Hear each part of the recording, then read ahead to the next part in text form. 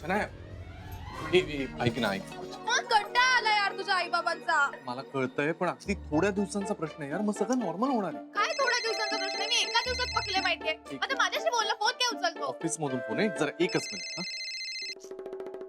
हा पानवलकर बोला. हा झाली मीटिंग. हा तुम्हीच अटेंड केली ना?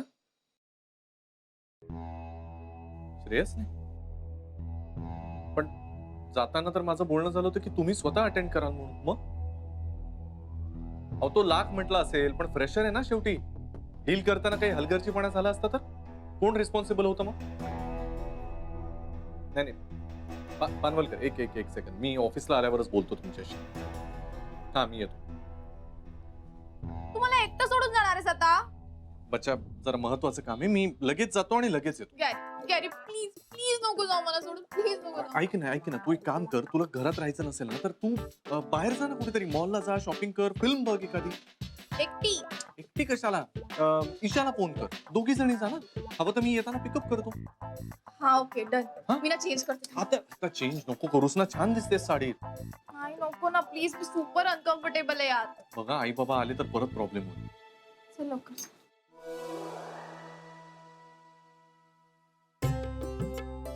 झालं का सगळं तुझं?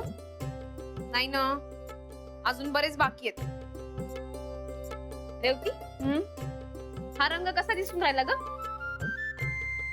मस्त. राधिका, फेस्टिव्ह कलर्स किती मस्त असतात ना, किती पॉझिटिव्ह एनर्जी असते यांच्यात. भक्ती मॅडम पण असंच म्हणतात,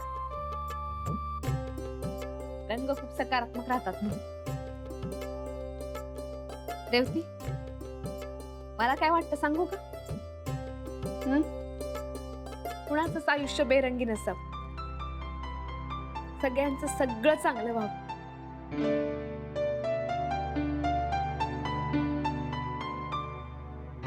दिसतच आहे ते. गुरुनाथ इतका वाईट वागला तुझ्याशी, तरी सुद्धा तुला त्याची काळजी वाटते अजूनही.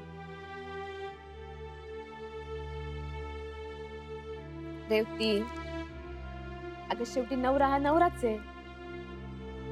त्याला आपण त्याच्या गुणदोषांचं कट स्वीकारायला नको का?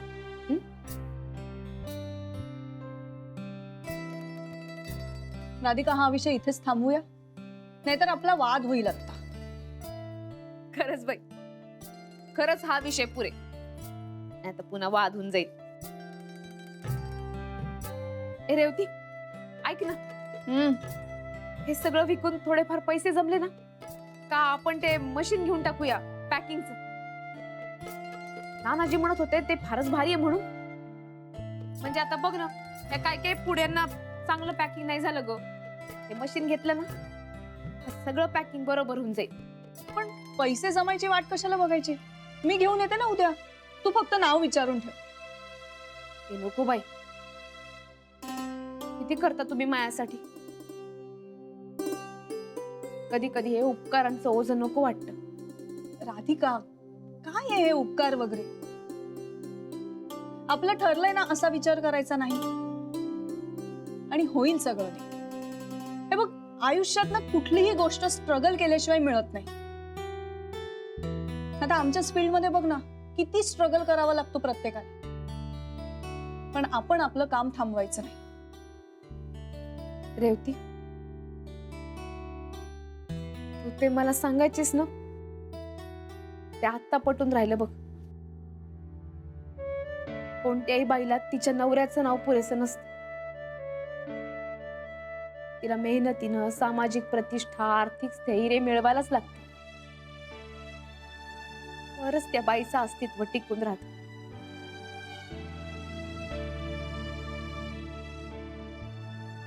पटलं ना तुला? मग झालं. आता ह्या गोष्टींवरती विचार करू नकोस. स्वतःला कामात गुंतव, म्हणजे ह्या विचारांपासून लांब राहशील. माझा हा मेल करून झाला की मी मदत करते तुला. हो.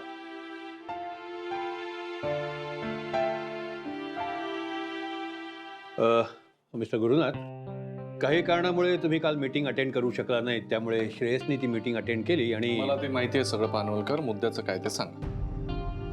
ठीक आहे, मुद्द्यातच सांगतो.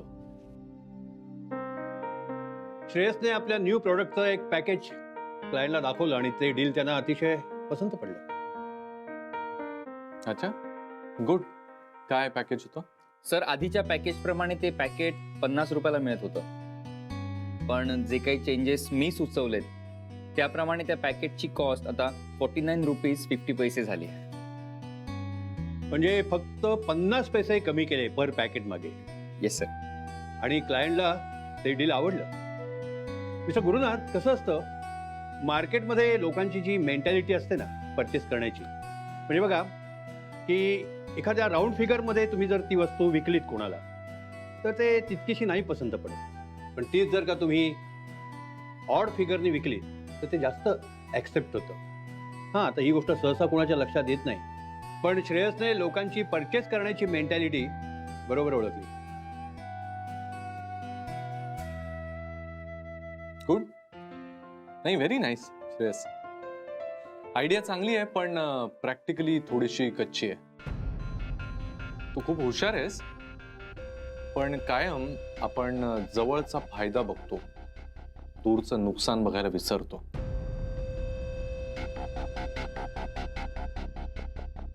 तसंच काहीसं झालंय, नाही का? नाही, मी समजलो नाही गुरुनाथ. कानवलकर, तुम्हाला तर समजायला हवंच होतं. अहो, साधी गोष्ट आहे. आपण जर पर पॅकेट 50 पैसे सोडून देणार असू तर आपला पर पॅकेट 50 पैशांचा लॉस नाहीये का? कमाल करताय गुरुनाथ. 50 पैशांचा काय विचार करताय तुम्ही? काय किंमत काय आता 50 पैशांची? नाही, बरोबर आहे. 50 पैशांची काय किंमत? Absolutely right. पानवलकर, वरवर विचार केला तर तुम्ही म्हणता ते अगदी बरोबर आहे. 50 पैशांचा काहीच अर्थ नाही. पण आपण एक साधा हिशोब म्हणूया. Okay jenny, help me with this. Yes sir. Per packet आपण 50 पैसे सोडले, असे समजा 50 पॅकेट्स गेले, तर आपण सोडून देतोय त्या पैशांचा आकडा होतो 25 रुपीज सर. 25 रुपये. असेच 50,000 पॅकेट्स विकले गेले, पर पॅकेट 50 पैसे आपण जाऊ दिले, तर आकडा होतो 25,000 सर. 25,000 रुपये.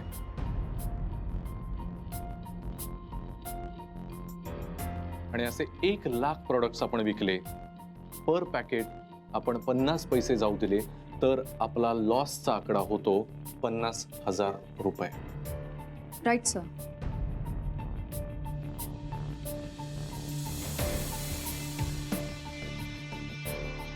अनवलकर, 50 पैसे लहान वाटतील कदाचित, पण 50,000 हा आकडा नक्कीच लहान नाहीये ना. आणि कुठलाही बिझनेसमन एक नवा पैसाही सोडत नाही. एक लक्षात घे श्रेयस, आपण जे प्रोडक्ट मार्केटमध्ये विकण्याचा प्रयत्न करतोय ते 500 नाही, लाखांच्या घरात विकलं जातं. त्यामुळे पर पॅकेट जर आपण 50 पैसे सोडत गेलो तर अल्टिमेटली होणारा लॉस हा लाखो नाही, करोडोंच्या घरात जाईल.